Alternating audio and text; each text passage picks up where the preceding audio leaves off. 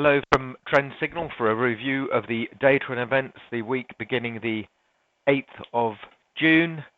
We're actually delivering this on the 9th, so we're already a day into the week. But it's interesting just to focus on what happened last week, which is a very turbulent week for the markets. Equities fell sharply again. The DAX lost some 2% and a bit. FTSE was very weak as well, down 180 points, which is just over 2.5%.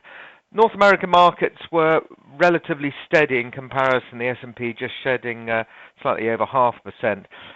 Sovereign bonds were the main culprit, at least until Friday's non-farm payroll report. But on the week, the German sovereign bond, referred to as the Bund, that fell about 350 ticks on the week, which is a significant move. In terms of percent, just over 2.5%. The UK gilts, the sovereign bonds in the UK, they fell sharply as well, off 250 points. Less than, in percentage terms, than the German bonds, but still over 2% there. So more and more angst, really, with yields rising sharply. Remember that price and yield move in opposite direction. At one stage, the yield on the German Bund last week hit 1%. Finishing the week at plus 0.85%, bearing in mind that at one stage in February it got down to 0.05% yield, which is extraordinary. So Greek woes are part of the issue as Alexis Tsipras rejects the Greek creditors' offer. There's a bit of a fallout with the EU Commission as negotiations drag on and on and on.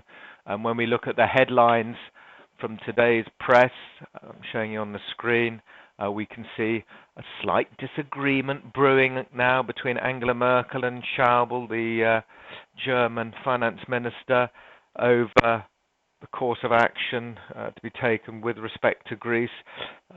Angela Merkel is keen for a bit of compromise to ensure that Greece stays within the euro, whereas Schäuble doesn't believe it's in Greece's interest to fudge it now. So it goes to the wire as ever. So it looks like the EU may well extend the bailout program again beyond its current June the 30th expiry date, but this extension, without an agreement on a new set of economic reforms, would not include this 7.25 or 7.2 billion in bailout funding that Greece urgently needs. Actually, Syriza faced opposition from within its own ruling party and chose not to make the 300 million euro repayment last Friday, as it invoked some sort of a rule, I believe, that allows it to bundle up this repayment with others due at the end of the month. Negotiations are very much up in the air. This is from the Financial Times, a third of international investors believe that Greece will end up defaulting on its obligations by the end of June. So the turbulence will unfortunately continue for some time, I'm afraid. Here's another headline. EU Commission receives new Greek reform proposal. This is Tuesday mid-morning around 10 o'clock. It's very, very fluid and the situation is literally changing by the hour. Obviously, any deal, if it is reached, Greek assets would rebound along with peripheral European assets as well. But until such time, I don't think we're going to get anything this week, that's for sure.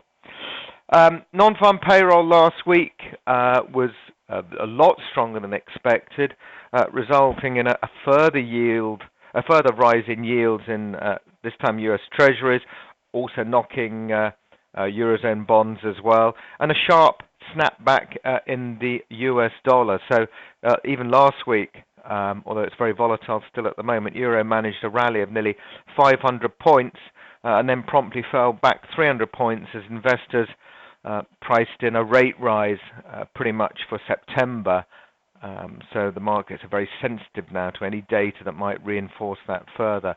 We do note already that this week, in fact today, this is a comment on that Market Watch. Obama denies he complained to G7 about strong dollar. This is the G7 meeting in Germany that started on Sunday, where Obama actually, the rumors of what he said were the reason why the US dollar fell back quite sharply back to the 113 area at one stage.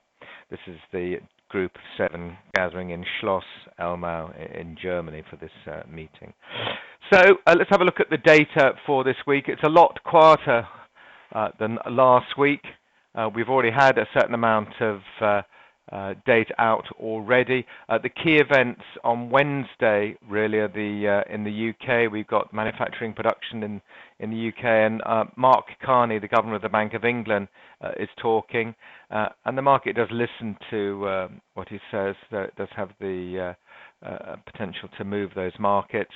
Reserve Bank of New Zealand, so the monetary policy meeting from New Zealand, that happens Wednesday evening. The effects obviously will be felt more for us on Thursday morning.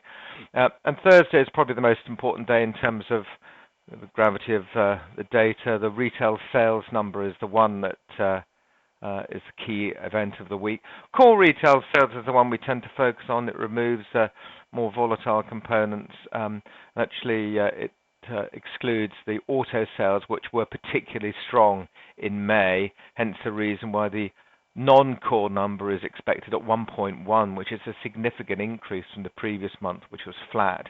But the core retail sales number, we've got a consensus forecast of plus 0.7% there, which leads us on to Friday for the end of what is a particularly quiet week, certainly in terms of data, but certainly the effects still percolating through the sovereign bond markets, equity markets, and currency markets.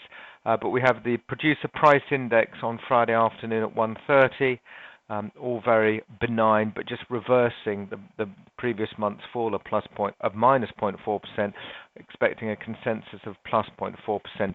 And then we have the preliminary reading of the University of Michigan consumer sentiment, a rebound in consumer sentiment after that fall the previous month, although that was revised up from 88.6.